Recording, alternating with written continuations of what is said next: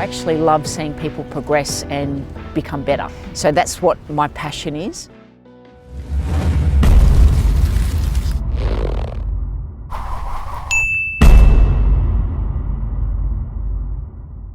Hey, what's up? I'm Jacinda Barclay and I'm the quarterback for the New South Wales Surge.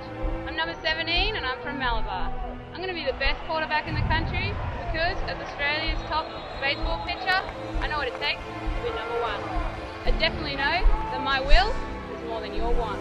Welcome to the next episode of my Posing Coach podcast. My name's Amy Fox and I'm joined today by my good friend, Australia's number one baseball pitcher, multidisciplined sportswoman and genuine country kid from the block, Jacinda Barclay. Jacinda, welcome. Hello, thank you for having me. Thanks for joining me on the podcast. Thank you. I've been chasing you for a little bit. Yes, I've been wanting you on for a little bit. You've been on my tail. Yeah, hot on the tail. Let's start with work. Like, work's kind of been getting in the way a little bit of life and living. That's why I couldn't get you on, because you've had other commitments. Yeah, I suppose work, it's tough actually. You've gotta, it comes and it goes, and I've got to take it when it does come. And when I'm actually dedicating to sport, it is really quite difficult, a difficult feat to manage. Yeah, it is. Because you're doing offshore work, and what sort of work are you doing offshore? So offshore, in the offshore industry, I look after divers basically. So facilitate, maintain. So how long does a dive last? They're on a 12-hour rotation, but they'll be down for 6 hours under the water. Yeah, an 8-hour shift. Is that something that you'd want to do? Ideally, yeah, I would love to actually. I find that terrifying. No, I can understand that, especially at the metres in which they dive. But I was brought up with it, I suppose. My father was a diver, so we were in the pool since we were, I suppose, at age 7, and then out and about in the ocean. I suppose crayfish, looking for crayfish and fishing, and we're very much outdoorsy kind of family. So what sort of things could go wrong though with the diving? There's a lot. It's very high risk. A lot of high risk. So they're diving at depths of anywhere from 60 metres to. We did a dive at 273. How can you see at that depth? Like what sort of things did I put in place? Are they taking lights down? Like, what are they doing? Yep. So they've got their own individual light headset, but then they've also got, I suppose, an ROV system, which is a robotically operated vehicle. So they'll come in and they'll have all the light systems all set up. But you'll be surprised, in some of the waters, especially Australian waters, the clarity is still good at 70 metres, 60 metres. Oh, wow. So quite nice and light, but they'll work through nights as well, days and nights. So you said that they're under the water for 12 hours or on 12-hour shifts switching? Yeah, 12-hour shifts. So they'll be in the water for about 6 hours in total. Preparation before, preparation after. I'm not sure if you're allowed to talk about this, but has there been any incidences where things have gone wrong? Like, have you had sort of, times of panic where you've been like, shit? Yeah, most definitely. It's all part of the job, but you're prepared. You're prepared for what you need to do in those circumstances. That's the risk, and that's why only certain people, I suppose, actually can apply themselves to this particular occupation. Is it like a feeling of, do you get claustrophobic at all? Like, is it that sort of feeling, or is it... For the divers peaceful themselves? Yeah. I suppose that they're very well equipped, and they're used to this type of environment. So you wouldn't do it unless you were actually capable or comfortable. It suits them quite nicely, actually. I think they all enjoy it, so that's cool. Why they do it, yeah. Are you away for long periods at a time? Like, how is that sort of affecting your training? Yeah, I am actually. So it can be anywhere from 2 weeks to a month. And then it can be on a rotation. So I could be out for a month and then come home for a month and then back out for a month. So it does intervene when it comes to my training. Yeah. It's quite tough, and especially we're doing 12-hour shifts as well. They're not easy shifts by any means as well. So they're physically demanding, mentally, and obviously mentally demanding. In many instances. So it's tough. It is tough, but it's all part of the gig. Do you guys have gyms on board, or like what are you doing for your fitness regime and, your training Yep, you schedule? have a gym. It's usually very minimal in terms of what they do supply, but what sort of stuff have you got? We might have 1 or 2 treadmills. Yep. We'll have maybe a bench machine, and then some dumbbells, and Maybe maybe a bike as well. Yeah, so a rower. one-on-one, and it's very dependent on each boat that you go on. So after a 12-hour shift, you're training, or you're training before work? I train before, yeah. Yeah. Yeah. Yeah, that's hardcore. Yeah.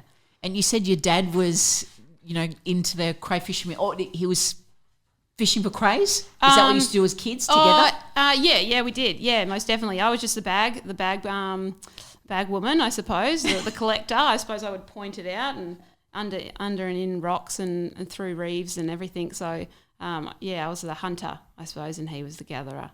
And you're a bit of a water lover. I love the water. It's incredible. Yeah, it's revitalising, I suppose. It really, it's a peaceful sanctuary for me, somewhere to escape to. We were talking about this yesterday during our training session. Yeah. How you felt about the water. I go there for my peace, my time, I suppose. It washes away all the negativity and, it can just honestly revitalise. It revitalises me and, I enjoy the ocean. It gives back a lot. I'm a surfer as well, so keen surfer, water baby, I suppose, as you would say. And how often are you getting to the beach? Not as often as I should be right now, but at least 2 times a week is on the minimum at the moment, but I'd love to be getting there a good four times a week. But anywhere in the water, I do a lot of swimming, so swimming laps as well. Yeah. Any means of that outlet. Yeah, it's nice actually, and you find it quite healing as well, like just with your body. Like, do you find that that's a good little recovery thing that you do? Absolutely, recovery. The muscles, essential for recovery, but for the mental balance as well. I think it's a combo, big combo for me.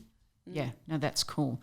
And not only were you working offshore, but you also sent me a message saying that you get a couple of shifts here and there at the hospital. What are you doing at the hospital? Yeah, so I work at Eastern Suburbs Private. Yeah. I've been there for about 4 or 5 years now, I suppose, 4 or 5 years, and I'm just I'm the floater.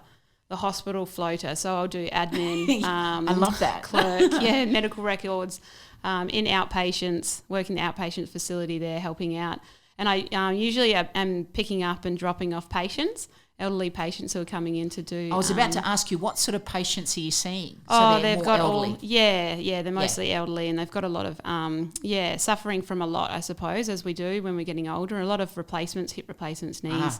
But there's and so they're beautiful. They really remind you to live life, I suppose, to its fullest and just appreciate. It's a lot of appreciation. They've got a lot of beautiful stories as well. They've lived a lot of years, so there's a lot of greatness to come from our elderly, which I just don't think we acknowledge enough of these days, or at least look after and care for. Yeah, absolutely. Well. Absolutely. It's nice that you actually have a chance to talk with them. Oh, yeah, they're so instead beautiful. Instead of just running them in and out. A lot of different nationalities as well that come through. That's so I've got a lot of good cooking recipes, and sometimes I get plants as well, and bottles of wine. So they're really, they're so beautiful and they're giving. Generous. Yeah. Yeah, no, that's great. Speaking of, hospitals and that sort of thing, you've actually suffered through quite a lot of injuries and sporting injuries. Yeah, I suppose I have over the years. They've started to take a tally on me. Because how old are you, Jacinda? 28. 28, yeah. 28. And you've had some pretty substantial injuries, pretty good ones. Yes, I have. I suppose that's the country girl that comes out in you, a little bit of a risk taker. Yep. So they have, but I've overcome them actually. They haven't really intervened too heavily on my life, which is... Yeah. Tell me about the time that you were in a wheelchair. I was in a little wheelchair. How did all that come scooting about? Around. Yes. And why? I actually suffered an injury on a motorbike. So I've been brought up on motorbikes for many of my years. And this particular day, I probably shouldn't have taken on a jump that was calling for me, so I thought, but I didn't quite. But how high was the jump? Yeah, it was quite. Paint the picture. What have we got? We've got about a 10 metre, maybe a 7 metres in terms of the ramp. Then we've got a nice big gaping gap of probably 4 metres. and then we've got a landing, decline, which I was supposed to land on, but I didn't quite make it. So wasn't there a proper jump that you were supposed to do? Like, wasn't it the Superman? Didn't you tell me the double backflip. Yeah. Didn't quite land. Yeah. But you got up there pretty high though. I did, yeah. So unfortunately, I just went a little bit too high, and then I came back down, and it's called casing it. So one wheel lands on one side of the lip and the other on the backside, and it's just on impact and a jarring sensation, I suppose. Yeah. When did you realise, like, what part of the jump did you realise that you'd stuffed it? On the landing. Yeah. when you felt, yeah, when that feeling, your legs breaking. But as country, as a country kid, you don't really learn the technique in that regard to these types of things. You just the parents, all right, jump on, pull back the throttle, and off you go. So over those years, you slowly start to figure out that there is, And what was the injury? Because you said you were wearing the protective gear, right? I was, head to toe. I had my boots on and helmet and chest plate and everything, that is a requirement. We're very safe in those regards. But, on impact, it doesn't really matter. You can do quite a severe injury, and I did. I broke both my tibias, spiral fracture up through the ankle. Which is a nasty injury. Yeah, it was unfortunate. But, it's... so that's the type of thing that can cripple you? It absolutely can, that did go through my mind.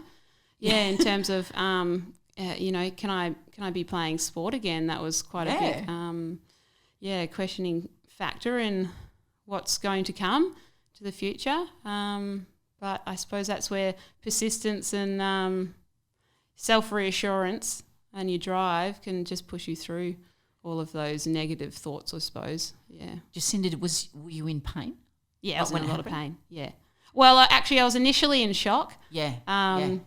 Did everyone else around you realise the damage that had been done? Well, I was actually on initial, on the initial crash. I was more worried about my father's bike because it wasn't mine. And I just laid that down, and it reared up on me, and then I laid it down. And it was shock. So I was just standing there, and it didn't actually. I was walking around, and I was like, "Oh, I've probably done something here." Yeah, my ankles and. Because you're a pretty tough cookie. There's no crying. Yeah, no. It was... this has served you well in sport. Like, you've got a very high pain threshold, very high. I've noticed that just with our training together. Yes, yeah. Actually, I've got... I wrote a poem about that particular day. Did you? Do you remember it off heart? Yeah, a little bit. Okay, go on. Want to hear it? Yeah. All right. So it's based on the day and what happened, and I'll give you a background story just on if you might be able to get it. So I'd done a lot of convincing to my father of being able to ride his bike, and off I went. And this was a good friend of mine, and I haven't been able to ride with many females, so it was quite an opportunity for me, I suppose. But 3 days later, I was meant to be flying over to Japan to go over there just to do some training for baseball, I suppose, to try and get myself into that tournament. Yeah. So the convincing obviously was a tough one, considering I had other commitments I had to go to. But the opportunity to, ride with one female, and this track was on their property as well, so it was all set up, and her brother was actually a professional rider. This is the Crepolds. Yeah, Crepolds. Yes. Yeah, Daniel's just. You trained Dad, didn't you? Yeah, just online. Yeah. He's very good at motocross, isn't he? Yeah, he's exceptional, and they're set up on their property. No Phenomenal. wonder he was. Yeah, Erin, my sister, was telling me about it. Yeah, there you go. Yeah, neat. Mad. So that's where we were going, that little pad, and then I'll just take you through the day. Okay. All right. Let me just get a green. What sort of voice are you going to use? Mine. Let's see. Sad voice. Sexy voice. Oh, yeah. I wake up at 8, an alarming rate. I yell and curse, that bloody 21st. The head was throbbing, no time for sobbing. I popped a pill, downed a glass of water. That should sorta. Now I was on a mission. Lean in and have a listen. Departure's 9:30 on the dot. Destination, Gidgee, 121, the numbering lot. Now I had a checklist. Boots, check. Chest plate, check. Iron-plated ankle guards. Oh, skip, can't find them. But my checklist seems a little light. my dad's 250 motorbike. Now to strap it down, which created a frown. Well, you know what they say, if you can't tie knots, tie lots. So we hit O'Brien Road, towing a trailer with a heavy load. Excited as can be, I'll soon be aboard 2 wheels and riding free. After a slight hiccup, 13 k's or so, Crep meets us at the driveway below. In the trees and in amongst the trees on the hill, you'll find the Crep family and Lee in bed still. But I have no time to waste. I have a track talk race. I mean, slowly putter around and take in all the pretty sounds. Ha! But the Barclay brute came out in me, around about lap 3. Only prior did I share a talk. Hey, Crep! Yeah. See that jump? Yeah. You supposed to make it? Yeah. All right, cool. Yet to know, I'd be a fool. What, so I lined up that jump? What, that little hump? All right. I speed right up with a nervous feeling deep down in the gut. I hit the lip and land to the noise of a mighty split. Now I won't take you through the moans and groans, or more sitting in guilt that I selfishly built. Has this really occurred? The timing's absurd. Japan, Sydney, was once the future, now a surgical suture. But I shan't leave on that note. That's not the Barclay I am to connote. I have no fear, but I must learn how to steer. That's brilliant. That's so good. Yeah, that's what a little bit of time. I suppose I was in hospital for 2 weeks. Yeah, so you're going to be nuts. Yeah. So how many surgeries have you had to, fix the ankles? Just the 2 actually. So the plates and nails in and the plates and nails out. I got them done 2 years ago. Got them out. When was the last time you were in the boot? I did my Liz Frank. Tore my Liz Frank, so that was something separate. Yeah, that was separate. And I'll tell all the listeners a story. I came to the gym. You were in your boot, and you said to me, "Listen, I can train legs, but I just have to be very, very careful." So we did. We trained legs in the boot. We did a lot of single leg stuff, a lot of strengthening. And you said, "Look, the doctors or the surgeons just said to me, don't put too much impact or pressure through the bone." And I said, "Yep, no worries. We'll go really light." And that's what we did. Next day, I was training you again. Couldn't find you. You were running on the friggin' treadmill with the boot. And I was thinking, soft, what the low hell? Impact, very slow. Yes. And she's pounding it. I reckon she would have been running about 16. Oh, you were so. I was like, Jacinda, stop right there. What is going on? A lot of padding in those boots. Oh, yeah. A lot of padding. Oh, I couldn't believe it. They're designed to, go with the locomotion. I actually thought your gait and your running style was very, very efficient in the boot, which is strange because normally it gives you, a bit of a wedge. Your hips are out of whack. Yeah, well, my hips are a little bit. But, you're running. Unbelievable in the boot. Yeah, that's the thing. My pain threshold is quite high, actually, so need to manage that one a little bit. But anyway, you're out of the boot now and training's going well. Yeah, it is actually. I suppose little injuries, it's only given with this type of sport, but it is going well. And what's the sport of choice at the moment? Like, what's your focal point now? It would have to be AFL now. Yep. Yeah, most definitely. There's a huge surge and it's going good places, AFL, so there's great opportunity. If I can invest all that I can into myself to be the best athlete and person I can be, it's probably very beneficial. So how did the opportunity of playing AFL actually come about? I suppose the league coming in as a national AFLW league, that's the opportunity right there. But it's been something that I suppose I was expecting when I was quite young, to actually grow up and to realise that it wasn't at a professional level, an elite level. That was quite disappointing because I did grow up playing football in the hills. And I love the sport. I thought it was a magnificent sport. I played with the boys. I was the only girl playing with the boys. Mm-hmm. But then, it just came to a little dead end. And you said you still do. So when you go back home, you have a kick around with some of the boys who are going places with their footy now. Chidlow Hawks. I'm usually up there. And, when I get home at any opportunity, I'll go down and see the boys and have a run. Yeah, it's good fun. They're a good What group. position are you normally playing? Forward. So I play in the forward line. Anywhere in the forward line. We've got 5 up there. So, We were working on, obviously, your legs because you've had a lot of problems with the leg strength and the glute strength.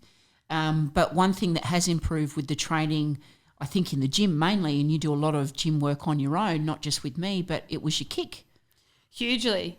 Focusing and isolating my training to my legs and my quads and glutes and strengthening the whole, from the waist down, it improved my kick dramatically. Just not only balance, but, performance-wise, I could get so much further in terms of my kicking. So I think I got a good 7 metres on the range. So that was, I think we were working together for 5 months with a few interruptions. But yeah, I was impressed, but you could see why, because you put a bit of effort into gaining some power out of your core muscle groups, and it really did pay off. So what's your focus now with your training? Like obviously it's AFL, but you've kind of got your kicking up to scratch, or are you trying to do even better with your kicking? Like what's the next part of the game that you'd really like to work on during your sessions? I suppose I would like to be a little bit more of an all-round player myself. Yeah. I'd love to play in the midfield. So my agility... What do you get in the midfield that you don't get in the forward? Oh, I love the forward line too, but I love to try and do it all if I can. Yep. I think I'd be a good back as well. But my cardio, cardio's an integral part of that position. But agility is fast, like thinking on your feet. Quick mobility, good communication. It's all I suppose, a huge compilation of things that's necessary. And if I can work my strengths in terms of helping that explosive nature, agility and strength, a lot of tackling as well, trying to get the ball, and a lot of wrestling. So if I can, I'm an all-round from head to toe. I'd love to strengthen my body there, strengthen myself, And how are you finding playing with your other teammates? Like what elements of it do you really love, and what elements of it do you think could be improved upon? Because a team sport, obviously you're limited to the weakest link almost. Whereas individual sports, say like the bodybuilding, it's you rely on yourself and that's that. Driven. Team sports are huge for being able to be one unit and to work with one another and to identify each other's weaknesses and work with them as opposed to against them. Do you find you're good at that? Like are you pretty like a bit of a natural when picking people's strengths and weaknesses? Yeah, I do actually. I'm not too shabby at that. Actually. So I can identify, and all I want to do is progress the team, I suppose. I would just want success to come from everything that maybe I contribute to. I would. That's one necessary asset, I suppose, to having within a team, and I believe everyone can do it. It's just whether or not you will and allow yourself to. Yeah. There's a lot of ego that can be a driver of your actions.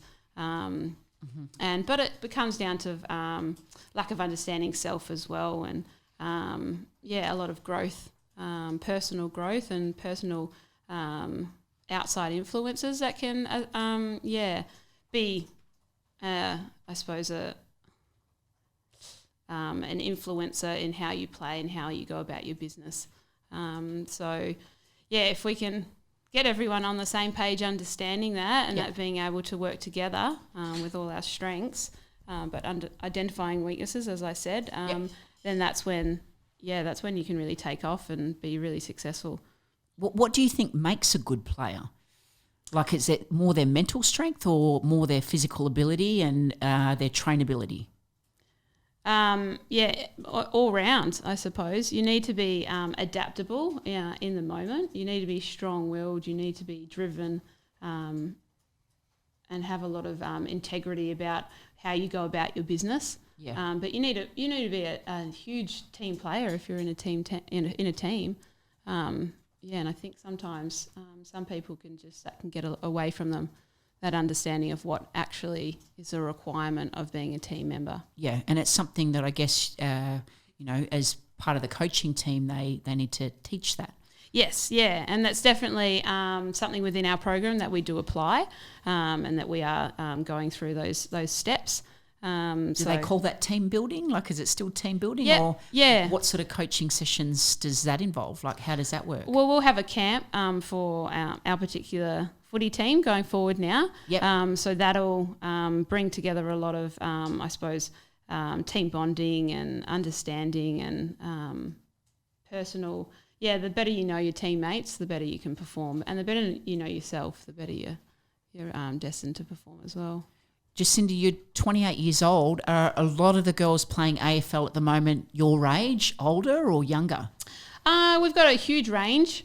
So I think our youngest is 18. I think it's 18 Wow. or 19, and then we've got a 36-year-old. Amazing. There's a massive range there. So it's a beautiful thing because we can actually work with everyone who has had experience, but there is also a lot of diversity in experience and difference, I suppose, in characters, as you can understand, and experience. So, but that's all, I suppose, part of the task. Mm-hmm. Yeah. How many in the squad? We've got, I think 27, 28, and then 16 on a field, So obviously you all play different positions. Are you all, obviously you do your group training or your team training together. Have you got individualised programs that you all work on for your personal positions, or is it not at that level yet? It's not quite. We've got programs, that's for sure, and they do cater to particular, I suppose, groups possibly, but they're not all individually driven. Yes. Yeah, they're not all personalised, as you would say. Yep. Not because yet. It's in its infancy. Like, do you think that'll come with time? Yes, I think a few of the girls, at the start of our season, hadn't really been in the gym too much. Yeah, to be I honest. remember you telling me that. Yeah, which is quite, like bizarre to me. But obviously, especially if they're 18 years old, like why would they? Especially if team sport is their thing. Yeah, that's right. It's just so new for some of these girls, and so there's a lot of growth, I suppose, that will be coming from that. But yeah, that's just where it is at the moment. But it is forever progressing. I guess there's a lot of rumours or different styles of thinking that perhaps gym training and weight training will make you slow. Have you heard a lot of that? Like it could affect your game rather than if you do have a lot of enhancing it. mass on, we do need to be agile and small and fast. Yes. So there is a balancing system definitely that needs to be input. It needs to be applied. That's it. Speak good. Yeah. Speak English good, yes. Yeah. What about your diet? Like, what do you guys do with your food? Is there a particular way of eating and particular foods that you're encouraged to either stay away from or focus on before a game to make you perform better? Yeah, we have a dietitian, so she's with us, I suppose, twice a week. She's Awesome. in there. Yeah, she's really good actually, and she does our skin folds as well, and we're all on nice. a particular eating plan. Yep. Management plan, and then she preps us for the games as well. So it's quite strict on that regard. So what sort of things would you consume before a match? Oh, we have, I suppose, we've got all our sugars, high sugars that are initial carb energy straight out. Because how long's the game, Jacinda? Like, how long do you play for generally? It comes down to an hour, Yeah.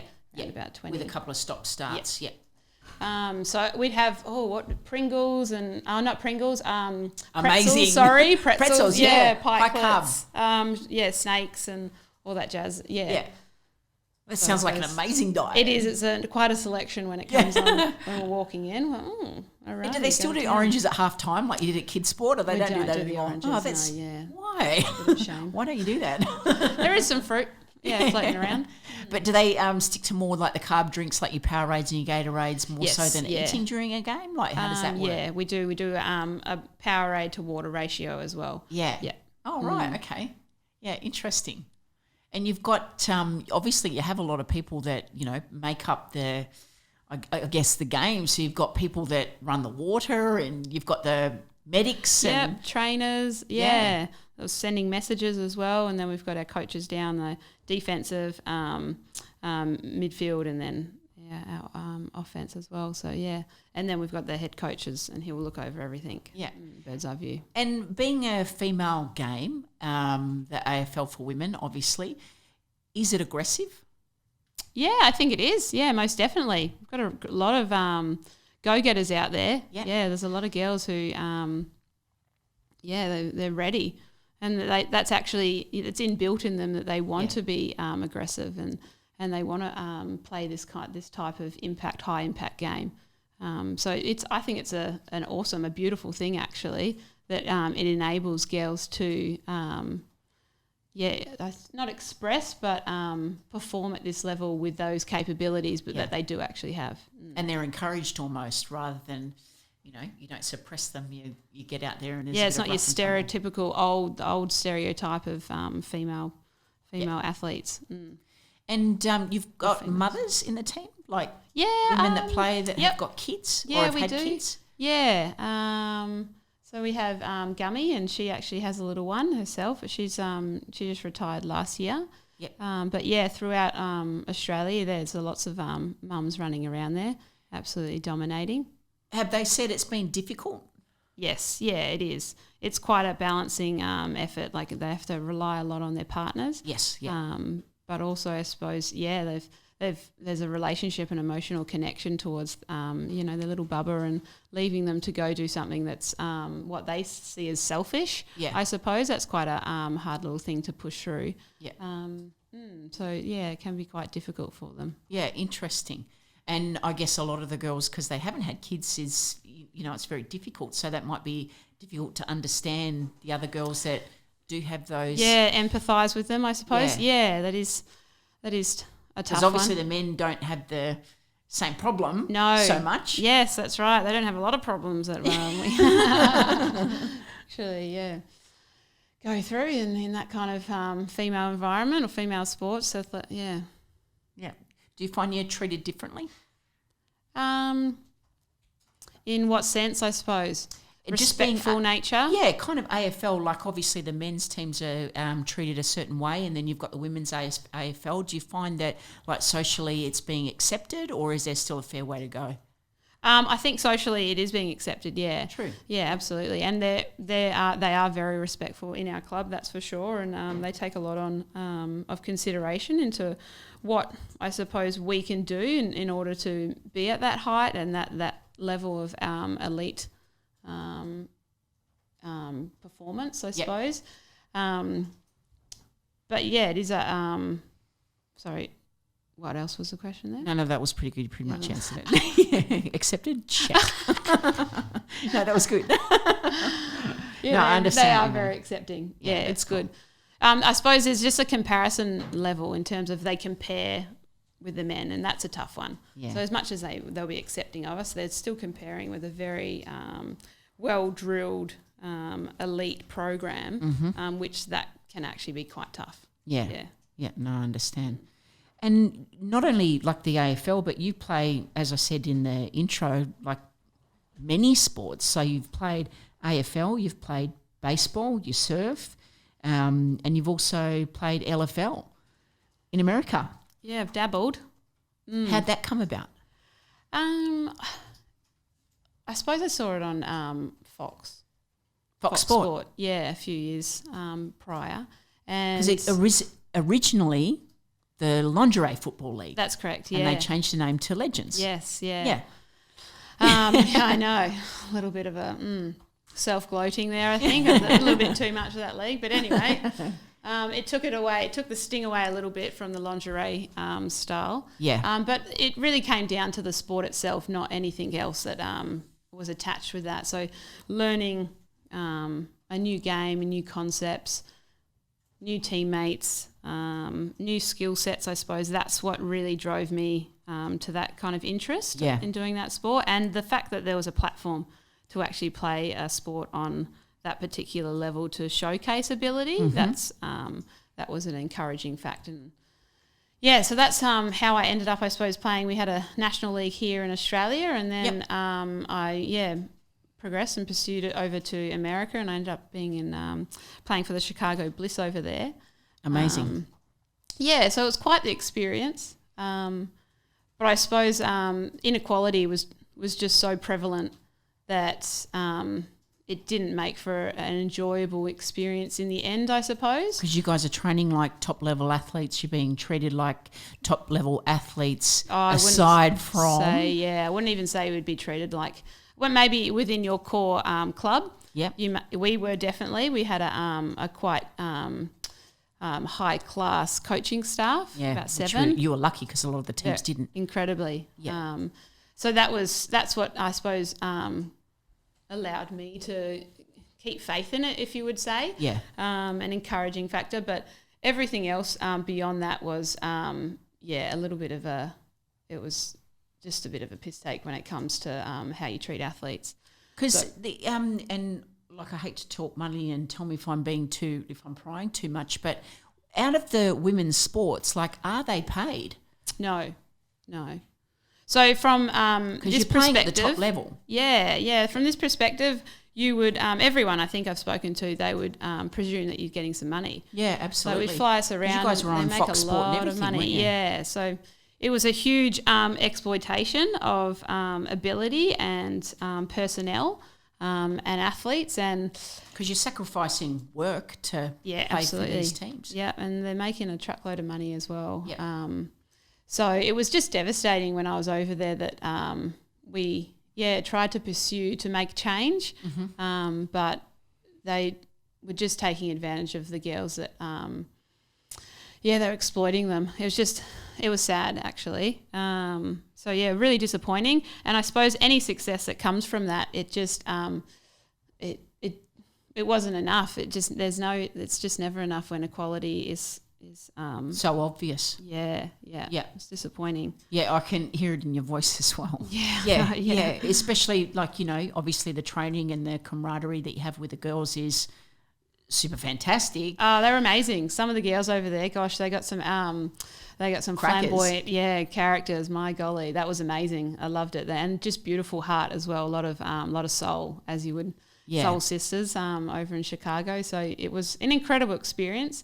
And top class athletes, like these girls are good. Yeah, they go hard. Some of them track athletes. They're soccer players. They're I suppose they're just athletes as well. So and they're just wanting opportunity themselves.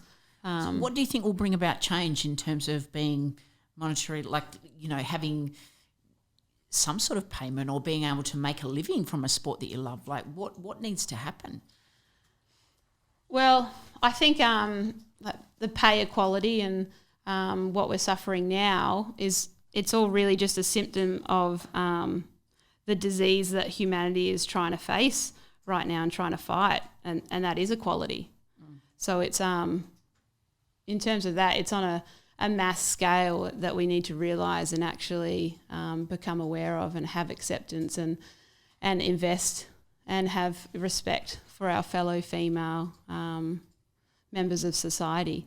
Yeah, so it's a big thing that's coming around and it's getting there. Our predecessors have been pushing through and making, fighting the fight. So we just have to be persistent. Yeah. Yeah. I guess that's what makes the AFL Women's League in Australia so special at the moment, because it seems to be carving a new path. Yeah. It's on the right track. Absolutely. Do you agree? 100%. But it's not only, like it is in AFLW, but we do have, other sports leading the way as well. We've got netball and cricket and union. So there's still sports that are up there. They're still our competitor as well in terms of AFLW. Wow. We've got to, if we're comparing anything, we need to be comparing with, our counterparts there. Yeah, absolutely. Yeah, no, I didn't realise that, like, they were kind of streaks ahead. Yeah.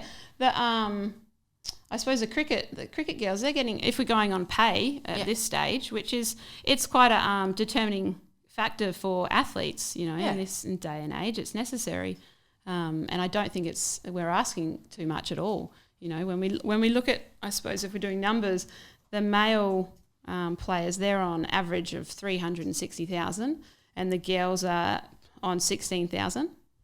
So it's not very, so we're like 4% of what the men are making basically, and I suppose we need to be we need more in that regard. Yeah. In terms of what To the become revenue better. is, yeah. As well. Like yeah. this is a huge marketing body that is inevitable to actually have success. And I think we need to have knowledge of that, and I don't think it's asking too much at all to be investing in our females right now, right here. Even if we broke those numbers down, we only commit 6 months to our training program. The boys are 12, so that's fine. So that's around 160,000. Yeah. And then in terms of our invested time and what we actually do when we're at the club and invested time into us as athletes, we could chop that down to 25% that we only do, and then that would leave you with around 40K over that period of time. So that's big difference. Yeah, and that's on an average, and there's a huge discrepancy between the numbers, that we're getting at the moment and possibly what we should be getting, I think. Do you think you'll see a change within your career as an athlete? Do you think you'll see change, or do you think it will come after you've retired? No, it's coming. It's coming. I hope so. Yeah. As a performer or an athlete, I suppose I've got a few, maybe 5-6 years, if I can, because I haven't been working really hard. Like the boys start when they're quite young, so they'll fizzle out a little bit earlier. But yeah, for myself, I'd love something, just maybe at the tap. But we can make change right now if we press. If actually we stand up for what we deserve. So that would be great. Absolutely. Yeah. I'd love to. I'd have to stay hopeful for that, most certainly. Yeah. Jacinda, thank you very much for joining me today. I've loved having you on. Thanks and I love me. our training sessions together. You're one of those people that, like I said before, shows no, what's the word? You just don't give up. You don't give up. You push hard. You push through the pain. If you're in pain, you know what? I wouldn't even know it. So I probably should watch your face a little bit more closely. But I've absolutely loved training with you. Honestly, it's been incredible, awesome. and you've really taken my athleticism to that next level. So a huge credit goes to you in terms of my performance, and I'm really looking forward to continuing it and working hard. I think we make a good team, and obviously we're both enjoying it. So. Yeah, I look forward to it. Absolutely. We're doing a session tomorrow, so I'm looking forward to that too. Yes, 10 we o'clock. are. Don't Smash be late. on, smash it out. We're doing Beautiful. legs too, by the way. Yeah, absolutely. Yeah, cool. Yeah, Cool. And Jacinda, if people want to get in contact with you, and I'm talking like someone might want to sponsor you or something like that, So if people are sort of wanting to reach out and find out more about the sport and you and helping you out, perhaps, like how do they go about? Yeah, absolutely. That'd be amazing. If you do want to get in contact, head to my Instagram and you can see a little, I suppose, details there where you can email. I think it's natus_x@hotmail.com or just my email. What is your Instagram? Jacinda Barclay, sorry. Yeah, just look up Jacinda Barclay, just the initial name. And Facebook page? Cinda, actually, Cinda Barclay, if you want to. That's with a C. With a C. Yeah, and with short. A D, right? And a D, yeah, Cinda. I think I had another Facebook with Jacinda LFL, and gosh, I've got a lot of interesting friends on that following account. So sounds a bit like the bodybuilding. Yeah, don't go interesting there. weirdos. Should just delete that one. No, thank you very much, Jacinda. And if you'd like to get in contact with me, please do so via my website, www.myposingcoach.com, or hit me up on Facebook and Instagram. It's My Posing Coach. Thanks for listening. Bye.